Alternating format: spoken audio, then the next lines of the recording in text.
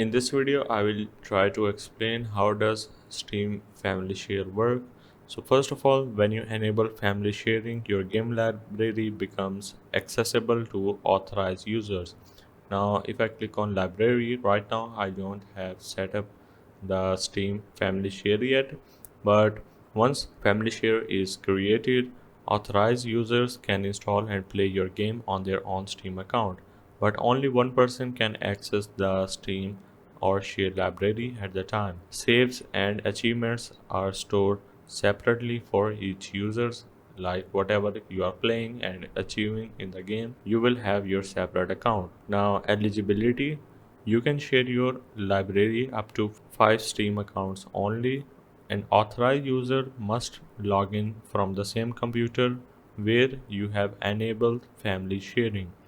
Now, they can't play shared games simultaneously if they are using different computers.